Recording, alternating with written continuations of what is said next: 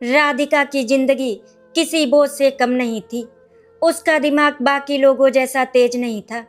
वो बातें देर से समझती थी, छोटी छोटी चीजें भूल जाती थी और किसी की भी मीठी बातों में तुरंत आ जाती थी। उसकी माँ सावित्री और पिता रामदीन भी धीरे धीरे उसकी हालत को अपनी किस्मत मान चुके थे। उन्हें लगता था कि उनकी बेटी जिंदगी भर इसी घर में रहेगी, क्योंकि गांव में कौन ऐसा लड़का होगा जो एक कमजोर दिमाग वाली लड़की से शादी करेगा। इसी वजह से उन्होंने कभी उसकी जिंदगी को बेहतर बनाने की कोशिश नहीं की। घर में जो बचा खुचा काम होता वही राधिका से करवा लिया जाता। कभी पशुओं का चारा, कभी गोबर उठाना, कभी पानी भरना, तो कभी खेतों में मजदूरी जैसा काम। राधिका बिना किसी शिकायत के सब करती रहती, क्योंकि उसे इतना समझ ही नहीं था कि लोग उसका फायदा उठा रहे हैं। जब गांव में किसी के घर शादी ब्याह या कोई छोटा मोटा कार्यक्रम होता तो लोग बड़े प्यार से राधिका को बुला ले जाते। वो खुश हो जाती कि लोग उसे अपने घर बुला रहे हैं, लेकिन वहां पहुंचते ही उससे घंटों काम करवाया जाता। कोई उससे बर्तन मंजवाता तो कोई झाड़ू लगवाता। पूरा दिन पसीने में भीगने के बाद आखिर में उसे खाने के लिए थोड़ा सा कुछ दे दिया जाता और वो उसी में खुश होकर घर लौट आती। गांव वालों को उसकी मजबूरी दिखाई नहीं देती थी, उन्हें सिर्फ उसका सीधापन दिखाई देता था। धीरे धीरे लोगों ने उसे मुफ्त की नौकरानी समझ लिया था। राधिका जब भी थक कर घर लौटती तो उसके पैरों में सूजन होती, हाथों में छाले पड़ जाते, लेकिन उसकी माँ सावित्री बस यही कहती, चल अच्छा है, कहीं न कहीं से पेट भर खाना तो मिल जाता है। फिर एक दिन उस घर में बहू बनकर कनिका आई। शुरुआत में सबको लगा कि अब घर में खुशियां आएंगी, लेकिन कनिका का स्वभाव बहुत कठोर था। शादी के कुछ दिनों बाद ही उसने समझ लिया कि राधिका कमजोर दिमाग की है, उससे आसानी से हर काम करवाया जा सकता है। उसने धीरे धीरे राधिका को पड़ोसियों के घर जाने से रोक दिया। बाहर वालों को लगने लगा कि भाभी को राधिका की बहुत चिंता है, लेकिन सच्चाई कुछ और थी। कनिका नहीं चाहती थी कि राधिका बाहर जाए, क्योंकि अगर वो बाहर जाएगी तो घर के सारे काम कौन करेगा। अब सुबह आँख खुलते ही राधिका के लिए काम शुरू हो जाता। कभी आंगन साफ करना, कभी भैंसों को नहलाना, कभी खेत से चारा लाना और कभी बर्तन धोना। राधिका पूरा दिन काम करते करते थक जाती, लेकिन कनिका को उस पर बिल्कुल भी दया नहीं आती थी। सबसे ज्यादा दर्द देने वाली बात यह थी कि कनिका उसे ठीक से खाना भी नहीं देती थी। पूरा परिवार खाना खा लेता और आखिर में बची हुई सूखी रोटियां राधिका की थाली में डाल दी जाती। कई बार तो ऐसा होता कि उसे सिर्फ नमक के साथ रोटी खाकर सोना पड़ता। रात में जब सब सो जाते तो राधिका घर के किसी कोने में बैठकर धीरे धीरे रोती रहती। उसे समझ नहीं आता था कि आखिर उसकी गलती क्या है। उसे सिर्फ इतना महसूस होता था कि भाभी उससे प्यार नहीं करती। कई बार वो डरते डरते अपनी माँ के पास जाती और कहती, अम्मा, भाभी बहुत काम करवाती हैं, हाथ दुखता है। लेकिन सावित्री हमेशा उसे चुप करा देती। उन्हें डर था कि अगर बहू नाराज हो गई तो घर में झगड़ा बढ़ जाएगा। राधिका को अपनी चाची के घर जाकर थोड़ा सुकून मिलता था। उसकी चाची उसे अपने पास बैठाकर प्यार से खाना खिलाती थी, कभी गुड़ दे देती तो कभी दूध पिला देती। राधिका को वहाँ अपनापन महसूस होता था, लेकिन कनिका को यह भी पसंद नहीं था। वो अक्सर ताने मारती, बहुत शौक है ना इधर उधर घूमने का, काम से बचने के बहाने ढूंढती रहती है। राधिका डर के मारे फिर चुप हो जाती। उसका भाई भी सब देखता था, लेकिन कभी अपनी पत्नी के खिलाफ एक शब्द नहीं बोलता था। यही वजह थी कि कनिका की हिम्मत दिन ब दिन बढ़ती जा रही थी। एक दिन सुबह से ही राधिका की तबीयत ठीक नहीं थी। एक दिन पहले चारा काटते वक्त मशीन से उसका हाथ बुरी तरह छिल गया था। हथेली में गहरे घाव हो गए थे और दर्द के मारे उसका हाथ कांप रहा था। उस दिन वो भैंस के लिए चारा नहीं काट पाई। दोपहर में जैसे ही कनिका को ये बात पता चली, वो आग बबूला हो गई। गुस्से में उसके चेहरे की नसें तन गई थी। वो दौड़ती हुई आंगन में आई, जहां राधिका सहमी हुई बैठी थी। बिना कुछ सुने कनिका ने उसके गाल पर जोरदार तमाचा मार दिया। राधिका की आंखों से आंसू बहने लगे। उसने कांपती आवाज में कहा, भाभी, हाथ दुख रहा था, लेकिन कनिका का दिल नहीं पसीजा। उसने फिर धक्का देकर कहा, नाटक मत कर, खाना खाना आता है बस। उस वक्त राधिका का भाई भी वहीं पर खड़ा था। राधिका बार बार अपने भाई की तरफ उम्मीद भरी नजरों से देख रही थी कि शायद आज वो उसे बचा लेगा, लेकिन उसने नजरें फेर ली। उस दिन राधिका का दिल अंदर से टूट गया। उसे पहली बार महसूस हुआ कि इस घर में उसका कोई अपना नहीं है। शाम तक उसे खाना भी नहीं दिया गया। भूखी प्यासी राधिका चुपचाप आंगन के कोने में बैठी रही। उसके आंसू सूख चुके थे, लेकिन दिल का दर्द बढ़ता जा रहा था। उस रात वो बिना खाना खाए ही सो गई। पड़ोस में रहने वाली बूढ़ी काकी रोज ये सब देखती थी। उनसे राधिका का दर्द देखा नहीं जाता था। वो अक्सर सोचती कि इतनी सीधी लड़की के साथ इतना जुल्म क्यों हो रहा है। अगले दिन वो सीधे सावित्री के पास पहुंची। उन्होंने गंभीर आवाज में कहा, सावित्री, अगर तूने जल्दी कुछ नहीं किया ना, तो ये लड़की एक दिन अंदर ही अंदर मर जाएगी। सावित्री चुपचाप उनकी बातें सुनती रही। तब बूढ़ी काकी ने उसे एक लड़के के बारे में बताया। उन्होंने कहा, मेरी नज़र में एक लड़का है, घर बार सब बहुत अच्छा है, 10 बीघा खेती है, खाने पीने की कोई कमी नहीं, बस उसका एक पैर खराब है, इसीलिए शादी नहीं हो रही, लेकिन दिल का बहुत अच्छा है। अगर राधिका वहाँ चली गई ना, तो शायद उसकी जिंदगी सुधर जाए। सावित्री के मन में डर भी था और उम्मीद भी। वो समझ नहीं पा रही थी कि क्या करे। शाम को जब उसने अपने बेटे और बहू से इस बारे में बात की, तो कनिका तुरंत भड़क गई। उसने साफ मना कर दिया। वो बार बार कह रही थी ये शादी नहीं होगी, लेकिन उसके मन में असली डर कुछ और ही था। वो सोच रही थी कि अगर राधिका चली गई तो घर का सारा काम कौन करेगा। अब तक जिस लड़की को उसने नौकरानी बनाकर रखा था, उसे खोना नहीं चाहती थी, लेकिन इस बार सावित्री के दिल में अपनी बेटी का दर्द ज़्यादा बड़ा था। पहली बार उसे महसूस हुआ कि अगर उसने अब भी कुछ नहीं किया, तो राधिका की पूरी जिंदगी इसी दर्द में निकल जाएगी। बहुत झगड़े हुए, कनिका ने खूब विरोध किया, लेकिन आखिरकार सावित्री ने फैसला कर लिया कि वो अपनी बेटी की शादी करेंगी। कुछ दिनों बाद गांव के छोटे से मंदिर में बहुत सादगी से राधिका की शादी कर दी गई। राधिका को शादी का मतलब ठीक से समझ नहीं आ रहा था। वो बस नई साड़ी और हाथों की चूड़ियां देखकर खुश हो रही थी। उसकी मासूम आंखों में डर भी और अनजाना सा भरोसा भी था। मंदिर में हुई उस साधारण सी शादी के बाद जब राधिका पहली बार अपनी ससुराल पहुंची, तो उसके दिल में अजीब सा डर बैठा हुआ था। रास्ते भर वो चुपचाप कार में बैठी रही। उसकी आंखें बार बार अपनी माँ सावित्री को ढूंढ रही थी, लेकिन अब वो बहुत पीछे छूट चुकी थी। उसे सिर्फ इतना समझ आ रहा था कि अब उसे किसी दूसरे घर में रहना है। कनिका की मार, भूख और अपमान ने उसके मन में इतना डर भर दिया था कि उसे लग रहा था शायद यहाँ भी लोग उसे डांटेंगे, मारेंगे और काम करवाएंगे। वो कांपते हाथों से अपनी साड़ी का पल्लू मरोड़ती जा रही थी। जैसे ही कार घर के सामने रुकी, दरवाजे पर खड़ी उसकी सास अनामिका ने मुस्कुराकर उसका स्वागत किया। उनके चेहरे पर अपनापन था, दिखावा नहीं। उन्होंने धीरे से राधिका का हाथ पकड़ा और कहा, आजा बेटी, अब यही तेरा घर है। इतने प्यार से किसी ने उससे शायद पहली बार बात की थी। राधिका कुछ पल के लिए अनामिका का चेहरा देखती रह गई। उसकी आंखों में डर थोड़ा कम हुआ। घर ज़्यादा बड़ा नहीं था, लेकिन वहाँ अजीब सी शांति थी। ना कोई चिल्लाने वाला था, ना ताना देने वाला।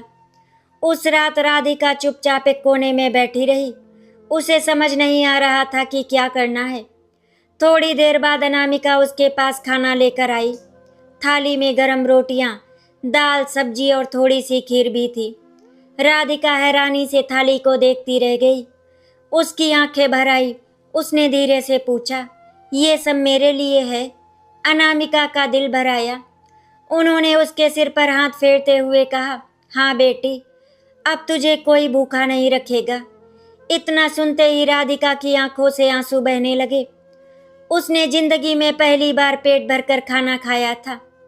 हर निवाला खाते वक्त उसके हाथ कांप रहे थे, जैसे उसे डर हो कि कहीं कोई आकर थाली छीन ना ले।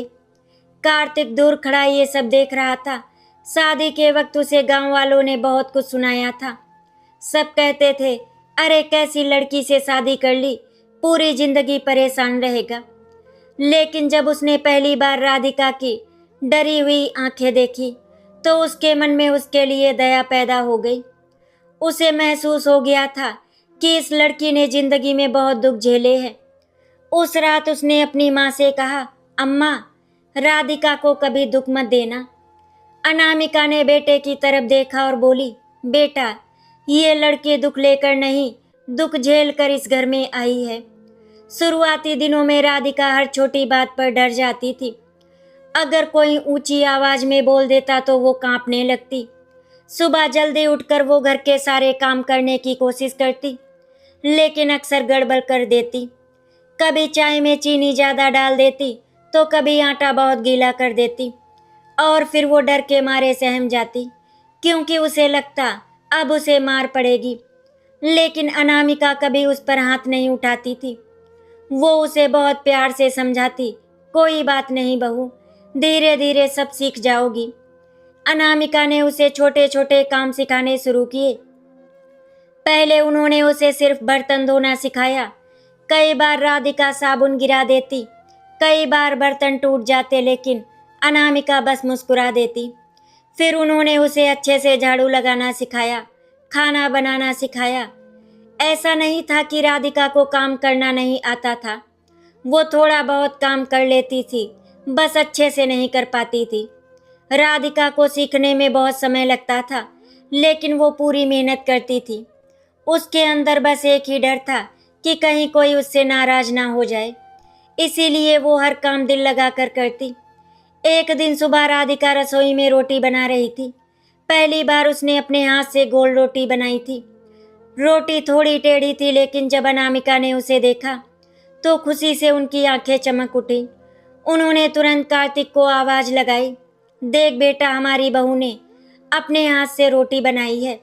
राधिका घबरा कर पीछे हट गई। उसे लगा शायद उसका मजाक उड़ाया जाएगा, लेकिन कार्तिक ने मुस्कुराकर वो रोटी खाई और बोला, बहुत अच्छी बनी है। उस दिन राधिका के चेहरे पर जो मुस्कान आई वो शायद बहुत सालों बाद आई थी। धीरे धीरे राधिका का डर कम होने लगा। अब वो घर में थोड़ा खुलकर रहने लगी थी। कभी आंगन में बैठकर गुनगुनाने लगती, कभी अनामिका के साथ हंसने लगती। गांव की औरतें जब उसे देखती तो हैरान रह जाती। वही राधिका जो पहले हमेशा डरी सहमी रहती थी, अब उसके चेहरे पर थोड़ी चमक आने लगी थी। लोग कहते, लगता है ससुराल वालों ने इसे बहुत प्यार दिया है। लेकिन राधिका के मन में कनिका का डर अभी भी जिंदा था। जब भी उसे अपने मायके जाने का नाम सुनाई देता, उसका चेहरा उतर जाता। उसे वो तमाचे याद आने लगते, वो भूखे पेट वाली रातें याद आने लगती। एक बार अनामिका ने उससे पूछा, तू मायके जाकर खुश क्यों नहीं होती? राधिका की आंखें भर आई। उसने मासूमियत से कहा, भाभी मारती थी। इतना कहकर वो रोने लगी। अनामिका ने उसे सीने से लगा लिया। उस दिन पहली बार उन्हें एहसास हुआ कि इस लड़की के दिल में कितने गहरे जख्म हैं। कार्तिक अब राधिका को समझने लगा था। उसे पता चल गया था कि उसकी पत्नी का दिमाग कमजोर जरूर है, लेकिन दिल बहुत साफ है। वो छोटी छोटी चीज़ों में बहुत खुश हो जाती थी। अगर कार्तिक बाजार से उसके लिए चूड़ियाँ ले आता तो वो पूरे गांव में घूम घूम कर सबको दिखाती। कभी वो बच्चों की तरह हंसने लगती तो कभी अचानक उदास होकर कोने में बैठ जाती। कार्तिक धीरे धीरे उसकी हर आदत से जुड़ता चला गया। अब उसे राधिका पर तरस नहीं बल्कि प्यार आने लगा था। 2 साल धीरे धीरे गुजर गए। इन 2 सालों में राधिका पूरी तरह बदल चुकी थी। अब वो घर के सारे काम अच्छे से कर लेती थी। उसकी बोली में भी पहले से ज़्यादा समझदारी आ गई थी। गांव में जो लोग पहले उसका मजाक उड़ाते थे, अब वही लोग कहते, देखो प्यार इंसान को कितना बदल देता है। जो लोग उसे पागल समझते थे अब पहचान भी नहीं पाते कि यही वो राधिका है। जब भी वो मायके जाती उसकी माँ सावित्री उसे देखकर खुश हो जाती। उन्हें अब सुकून था कि उनकी बेटी सही घर में है, लेकिन कनिका अंदर ही अंदर जलने लगी थी। उसे हर बार यही लगता कि जिस लड़की को उसने नौकरानी समझा था आज वही उससे ज्यादा खुश जिंदगी जी रही है। राधिका आज भी जब कनिका को देखती तो सहम जाती। उसके गाल पर पड़े पुराने तमाचों की जलन जैसे फिर ताजा हो जाती। वो हमेशा कार्तिक के पीछे पीछे ही रहती। कार्तिक भी सब समझता था, इसीलिए वो उसे कभी अकेला नहीं छोड़ता। सुबह साथ लेकर जाता और शाम को साथ लेकर वापस आता। समय धीरे धीरे आगे बढ़ता गया। फिर एक दिन पूरे घर में खुशियों की लहर दौड़ गई। राधिका ने एक बेटे को जन्म दिया। अनामिका खुशी से रो पड़ी। कार्तिक की आंखों में भी आंसू थे। उन्हें लग रहा था जैसे भगवान ने उनकी जिंदगी पूरी कर दी हो। राधिका को ठीक से समझ नहीं था कि माँ बनने का मतलब क्या होता है, लेकिन जब पहली बार उसने अपने बेटे को गोद में लिया तो वो मासूमियत से मुस्कुराने लगी। राधिका के बेटे के जन्म के बाद उस छोटे से घर का माहौल पूरी तरह बदल गया था। आंगन में अब हर वक्त बच्चे की किलकारियां गूंजती रहती थी। अनामिका सुबह उठते ही सबसे पहले अपने पोते को गोद में उठा लेती और उसे सीने से लगाकर भगवान का धन्यवाद करती। उनकी आंखों में हमेशा एक संतोष दिखाई देता था। उन्हें लगता था कि भगवान ने उनकी अधूरी खुशियां पूरी कर दी है। कार्तिक भी खेत से लौटते ही सीधे अपने बेटे के पास जाता। थकान चाहे कितनी भी हो, लेकिन बेटे को गोद में लेते ही उसके चेहरे पर मुस्कान आ जाती। राधिका दूर बैठकर ये सब देखती और धीरे धीरे मुस्कुराने लगती। उसे माँ बनने का मतलब पूरी तरह समझ नहीं आता था, लेकिन उसे इतना जरूर महसूस होता था कि ये छोटा सा बच्चा अब उसकी जिंदगी का हिस्सा है। लेकिन बच्चे की जिम्मेदारी संभालना राधिका के लिए आसान नहीं था। कई बार बच्चा रोता रहता और उसे समझ नहीं आता कि वो क्या करे। कभी वो उसे बहुत कसकर पकड़ लेती तो कभी घबरा जाती। तब अनामिका तुरंत उसके पास आ जाती और प्यार से समझाती, धीरे बहू, बच्चा डर जाएगा। राधिका चुपचाप उनकी बातें सुनती रहती। उसे खुद पर गुस्सा भी आता था कि वो बाकी औरतों जैसी क्यों नहीं है। कई बार वो बच्चे को गोद में लेकर रोने लगती और कहती, मुझसे नहीं होगा। तब अनामिका उसके आंसू पोंछते हुए कहती, हर माँ धीरे धीरे सीखती है, तू भी सीख जाएगी। राधिका के अंदर बचपन से जो डर और हीन भावना भरी हुई थी वो अभी भी पूरी तरह खत्म नहीं हुई थी। रात में कभी कभी वो अचानक डर कर उठ जाती। उसे सपने में कनिका के तमाचे याद आने लगते। कई बार वो नींद में ही कांपने लगती। कार्तिक उसकी हालत समझ जाता। वो तुरंत उसका हाथ पकड़कर कहता, डर मत राधिका, अब कोई तुझे हाथ नहीं लगाएगा। ये सुनते ही राधिका छोटे बच्चे की तरह उसके कंधे पर सिर रखकर रो पड़ती। उसके अंदर सालों का दर्द जमा था जो धीरे धीरे बाहर निकल रहा था। एक दिन गांव में किसी के घर शादी थी। पूरे गांव को न्योता मिला था। अनामिका ने प्यार से राधिका को तैयार किया। उसके हाथों में चूड़ियां पहनाई, बालों में फूल लगाए और नई साड़ी पहनाई। राधिका खुद को आईने में देखकर हैरान थी। उसे शायद पहली बार महसूस हुआ कि वो भी सुंदर लग सकती है। जब वो शादी में पहुंची तो गांव की औरतें उसे देखकर आपस में बातें करने लगी। कोई कह रहा था, अरे ये वही राधिका है, तो कोई कह रहा था, ससुराल वालों ने इसे कितना बदल दिया। इसी शादी में कनिका भी आई हुई थी। जैसे ही उसकी नज़र राधिका पर पड़ी उसका चेहरा उतर गया। सामने वही लड़की खड़ी थी जिसे वो कभी भूखा रखती थी, मारती थी, नौकरानी से भी बदतर समझती थी। लेकिन आज वही राधिका सजी सवरी, खुश और सम्मान के साथ खड़ी थी। गांव की औरतें उससे बातें कर रही थी। कनिका के अंदर जलन की आग भड़क उठी। उसे बिल्कुल अच्छा नहीं लग रहा था कि लोग अब राधिका की तारीफ करें। राधिका ने जैसे ही कनिका को देखा उसके चेहरे का रंग उड़ गया। उसके हाथ कांपने लगे। वो तुरंत जाकर कार्तिक के पीछे खड़ी हो गई। उसकी आंखों में वही पुराना डर लौट आया था। कार्तिक सब समझ गया। उसने धीरे से उसका हाथ पकड़ा और बोला, डर मत, मैं हूं ना। लेकिन राधिका की धड़कनें तेज हो चुकी थी। उसे ऐसा लग रहा था जैसे फिर से कोई उसे थप्पड़ मार देगा। थोड़ी देर बाद कनिका जानबूझकर उसके पास आई और ताने मारते हुए बोली, वाह राधिका, अब तो बड़ी रानी बन गई हो। उसकी आवाज में वही पुराना जहर था। राधिका सहम कर नीचे देखने लगी। तभी अनामिका वहां पर आ गई। उन्होंने कनिका की तरफ देखकर शांत लेकिन सख्त आवाज में कहा, मेरी बहू अब बहुत खुश है और हमेशा खुश रहेगी। कनिका उनके चेहरे की मजबूती देखकर चुप हो गई। पहली बार किसी ने राधिका के लिए उसके सामने आवाज उठाई थी। राधिका ये सब देखकर हैरान थी। उसकी आंखों में आंसू आ गए। उस रात घर लौटने के बाद राधिका बहुत देर तक चुप रही। फिर अचानक वो अनामिका के पास जाकर उनके पैरों में बैठ गई। कांपती आवाज में बोली, अम्मा, आपने मुझे बचा लिया। अनामिका की आंखें भर आई। उन्होंने तुरंत उसे उठाकर गले लगा लिया। राधिका फूट फूट कर रोने लगी। सालों का दर्द उस रात उनकी आंखों से बह रहा था। वो बार बार यही कह रही थी, अगर आप लोग नहीं मिलते ना तो मैं मर जाती। कार्तिक दरवाजे पर खड़ा ये सब सुन रहा था। उसकी आंखें भी नम हो गईं। उसे पहली बार पूरी तरह एहसास हुआ कि राधिका ने अपने पुराने घर में कितनी यातना झेली है। उसने मन ही मन ठान लिया कि अब वो कभी राधिका की आंखों में आंसू नहीं आने देगा। समय आगे बढ़ता गया। बच्चा धीरे धीरे बड़ा होने लगा। सबसे हैरानी की बात यह थी कि जब भी बच्चा रोता, राधिका सबसे पहले दौड़कर उसे गोद में उठा लेती। उसे भले बाकी बातें समझने में समय लगता था, लेकिन अपने बेटे के लिए उसके दिल में सच्चा प्यार था। बच्चा भी अपनी माँ से बहुत जुड़ा हुआ था। अगर राधिका कहीं नजर नहीं आती तो वो रोने लगता। एक दिन शाम को राधिका अपने बेटे को गोद में लेकर आंगन में बैठी थी।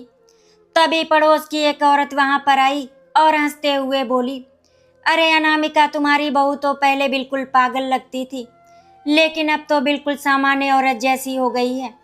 ये सुनते ही राधिका का चेहरा उतर गया। उसे पागल शब्द सुनते ही पुरानी बातें याद आने लगी। उसने तुरंत अपने बेटे को सीने से लगा लिया और धीरे धीरे रोने लगी। अनामिका से ये देखा नहीं गया कि जरूरत थी जो उसके अपने घर वालों ने कभी नहीं दिया। वो औरत चुप होकर वहां से चली गई। उस रात राधिका बहुत देर तक जागती रही। वो अपने बेटे के चेहरे को देखती रही और मन ही मन सोचती रही कि वो कभी अपने बच्चे को अकेला महसूस नहीं होने देगी। उसने जिंदगी में बहुत अपमान सहा था, लेकिन अब उसे पहली बार अपने होने की कीमत महसूस हो रही थी। समय धीरे धीरे बीतता गया। राधिका का बेटा अब 3 साल का हो चुका था। वो पूरे घर की जान बन गया था। सुबह होते ही उसकी मीठी आवाज पूरे आंगन में गूंजने लगती। अनामिका उसे गोद में लेकर खेतों तक चली जाती तो कभी कार्तिक उसे गांव घुमा लाता। राधिका दूर खड़ी उन दोनों को देखती और मुस्कुरा देती। उनकी दुनिया बहुत छोटी थी लेकिन बहुत खूबसूरत हो चुकी थी। वो अपने बेटे के पीछे पीछे पूरे दिन घूमती रहती। अगर बच्चा जरा देर के लिए भी आंखों से ओझल हो जाता तो वो घबरा जाती।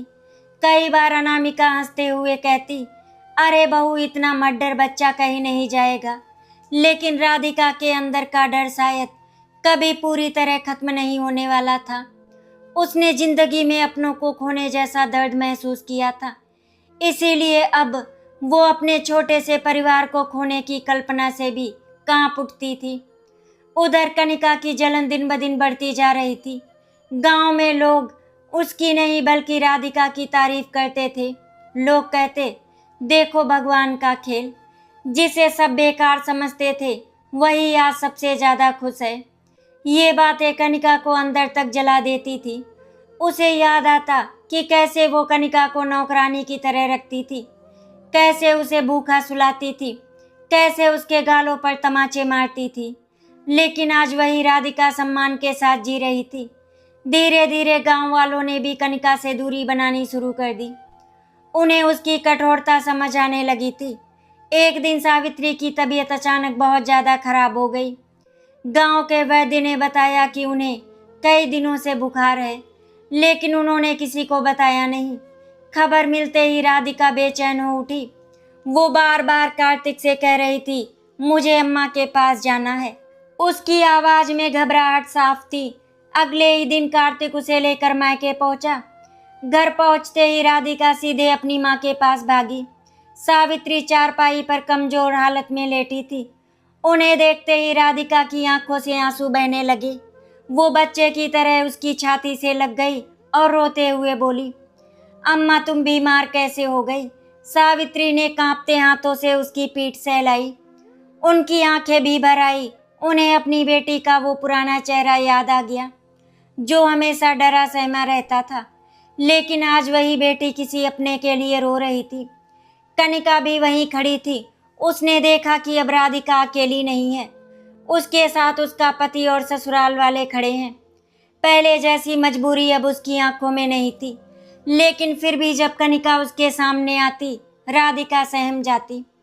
पुराने जख्म अभी भी उसके दिल में जिंदा थे।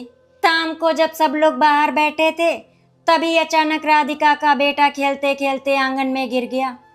उसके घुटने से हल्का सा खून निकल आया।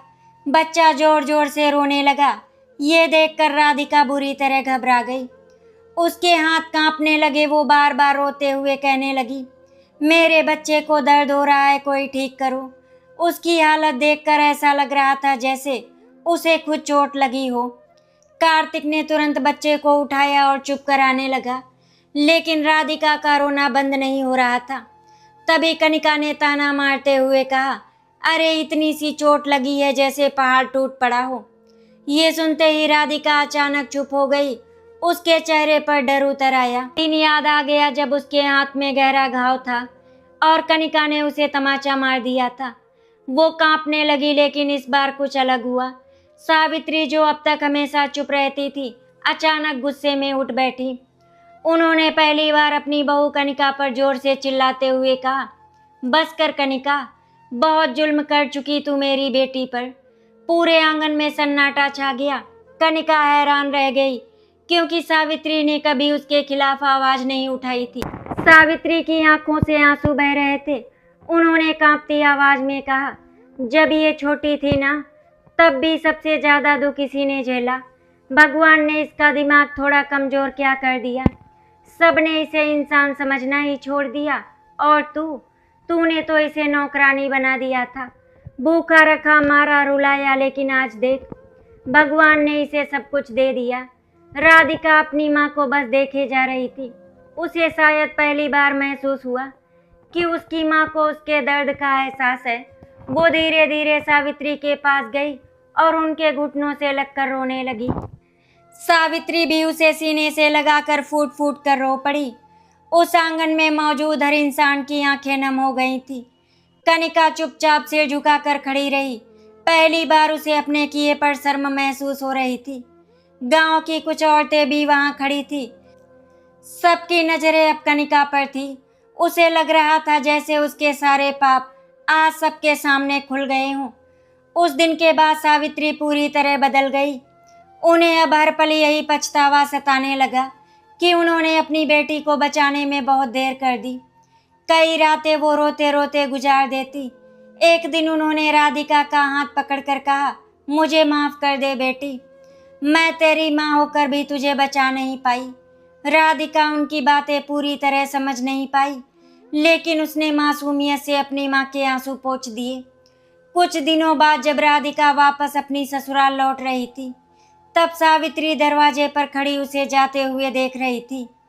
इस बार उनके चेहरे पर दुख नहीं था, उन्हें सुकून था कि उनकी बेटी अब सही लोगों के बीच में है। कार्तिक ने जाते जाते सावित्री से कहा, अम्मा, अब राधिका कभी दुखी नहीं रहेगी। ये सुनते ही सावित्री की आंखों से आंसू बह निकले। उन्होंने हाथ जोड़कर आसमान की तरफ देखा। शायद वो पहली बार भगवान का धन्यवाद कर रही थी। राधिका के मायके से लौटने के बाद जिंदगी फिर धीरे धीरे अपनी रफ्तार से चलने लगी, लेकिन अब बहुत कुछ बदल चुका था। सावित्री के शब्द कनिका के कानों में हर समय गूंजते रहते थे। जब भी वो अकेली बैठती, उसे राधिका का रोता हुआ चेहरा याद आने लगता। उसे वो दिन याद आते जब वो छोटी सी गलती पर उसे थप्पड़ मार देती थी, भूखा सुला देती थी और पूरा दिन जानवरों की तरह काम करवाती थी। पहले उसे लगता था कि राधिका कमजोर है, इसीलिए उसके साथ जैसा चाहे वैसा व्यवहार किया जा सकता है। लेकिन अब गांव वालों की नज़रों में वो खुद छोटी हो चुकी थी। लोग सामने कुछ नहीं कहते मगर पीठ पीछे उसके व्यवहार की बातें जरूर करते थे। ये सब कनिका को अंदर ही अंदर तोड़ने लगा था। उधर राधिका अपनी छोटी सी दुनिया में खुश रहने लगी थी। उसका बेटा अब धीरे धीरे बोलना सीख रहा था। सबसे पहले उसने माँ कहा था। वो शब्द सुनते ही राधिका की आंखों में आंसू आ गए। वो बार बार अपने बेटे को सीने से लगाकर पूछ रही थी, फिर से बोल। बच्चा हंसते हुए फिर माँ कह देता और राधिका खुशी से खिल उठती। अनामिका और कार्तिक दूर खड़े ये सब देख रहे थे। उन्हें लगता था जैसे भगवान ने राधिका के सारे पुराने जख्मों पर मरहम लगा दिया हो। एक शाम राधिका आंगन में बैठी अपने बेटे को रोटी खिला रही थी। बच्चा बार बार खेल में भाग जाता और राधिका उसके पीछे दौड़ती। तभी अचानक उसका बेटा गिर पड़ा और जोर जोर से रोने लगा। राधिका घबरा गई। उसने तुरंत उसे गोद में उठा लिया और खुद भी रोने लगी। वो बार बार कह रही थी, मेरे बच्चे को दर्द हो रहा है। उस पल अनामिका की आंखें भर आई। उन्हें याद आया कि यही लड़की कभी खुद दर्द में रोती रहती थी और कोई उसके आंसू पोंछने वाला नहीं था। लेकिन आज वही लड़की किसी और के दर्द में टूट जाती है। शायद यही माँ होने का असली मतलब होता है। धीरे धीरे गांव में भी राधिका की मिसाल दी जाने लगी। लोग कहते, इंसान को प्यार मिल जाए ना तो उसका परिवार पूरा बदल जाता है। जो लोग कभी उसे पागल कहकर हंसते थे, वही लोग अब उसकी तारीफ करते नहीं थकते थे। कई औरतें अपनी बहुओं से कहती, देखो अनामिका जैसी सास बनो, जिसने एक टूटी हुई लड़की को फिर से जीना सिखाया। लेकिन शायद भगवान अभी एक और मोड़ बाकी रखे हुए थे। एक दिन सुबह सुबह खबर आई कि सावित्री की तबीयत बहुत खराब हो गई है। इस बार हालत पहले से ज्यादा गंभीर है। खबर सुनते ही राधिका बेचैन हो उठी। उसकी आंखों में डर उतर आया। वो तुरंत कार्तिक का हाथ पकड़कर बोली, मुझे अम्मा के पास जाना है। उसी वक्त सब लोग मायके के लिए निकल पड़े। जब राधिका वहां पहुंची तो सावित्री बहुत कमजोर हो चुकी थी। उनका शरीर जवाब देने लगा था। उन्होंने जैसे ही अपनी बेटी को देखा, उनकी आंखों से आंसू बह निकले। राधिका दौड़कर उनके पास बैठ गई और बच्चों की तरह रोने लगी। सावित्री कांपते हाथों से उसका चेहरा देखने लगी। वो बहुत धीमी आवाज में बोली, अब मुझे तेरी चिंता नहीं है बेटी, तू अपने घर में खुश है। राधिका उनकी बातें पूरी तरह समझ नहीं पा रही थी, लेकिन उसे इतना एहसास जरूर हो रहा था कि उसकी माँ उससे दूर जा रही है। वो बार बार कह रही थी, अम्मा तुम ठीक हो जाओ। उसकी आवाज़ सुनकर वहाँ मौजूद हर इंसान की आंखें नम हो गईं। सावित्री ने फिर धीरे से कार्तिक और अनामिका जी की तरफ देखा। उनकी आंखों में कृतज्ञता थी। उन्होंने कांपते हुए हाथ जोड़ दिए और बोली, मेरी बेटी को नया जीवन देने के लिए धन्यवाद। अनामिका तुरंत उनके पास बैठ गई और उनका हाथ पकड़ लिया। उनकी आंखों से भी आंसू बह निकले। उसी रात सावित्री ने आखिरी सांस ली। राधिका को समझ नहीं आया कि क्या हुआ है। वो अपनी माँ को बार बार हिलाकर उठाने की कोशिश कर रही थी। अम्मा उठो ना। उसकी वो मासूम मुस्कान सुनकर वहाँ खड़े लोगों का कलेजा कांप गया। कार्तिक ने उसे संभालने की बहुत कोशिश की। वो फूट फूट कर रोती रही। शायद पहली बार उसने किसी अपने को हमेशा के लिए खोया था। सावित्री के जाने के बाद राधिका कई दिनों तक चुप रही। वो अक्सर आंगन में अकेली बैठी रहती और आसमान को देखती रहती। कभी कभी अचानक रो पड़ती। तब उसका बेटा दौड़कर उसके पास आता और उसकी गोद में बैठ जाता। बच्चा अपने छोटे छोटे हाथों से उसके आंसू पोंछने की कोशिश करता। राधिका उसे सीने से लगा लेती और पीछे पीछे शांत हो जाती। एक रात वो अपने बेटे को सीने से लगाकर बैठी थी। तभी उसने मासूमियत से कार्तिक से पूछा, मैं अच्छी हूँ ना? कार्तिक ये सुनते ही कार्तिक की आंखें भर आई। उसने तुरंत उसके सिर पर हाथ फेरते हुए कहा, तू दुनिया की सबसे अच्छी इंसान है राधिका, क्योंकि तेरे दिल में किसी के लिए बुराई नहीं है। राधिका हल्का सा मुस्कुराई और फिर अपने बेटे को कसकर सीने से लगा लिया। उस छोटे से घर में अब भी बहुत साधारण जिंदगी थी। ना कोई बड़ी दौलत थी, ना शानो शौकत, लेकिन वहाँ प्यार बहुत था और वो सम्मान था। जिस कमी ने कभी राधिका की जिंदगी को अंधेरे में धकेल दिया था, जिस लड़की को लोग बोझ समझते थे, उसी लड़की ने आखिरकार सबको ये सिखा दिया कि इंसान की कीमत उसके दिमाग से नहीं, उसके दिल से होती है। आशा करती हूँ आपको हमारी कहानी अच्छी लगी होगी। अगर आपको हमारी कहानी अच्छी लगी तो वीडियो को लाइक एंड शेयर करें, चैनल को सब्सक्राइब करें। वीडियो देखने के लिए आप सभी का बहुत बहुत धन्यवाद।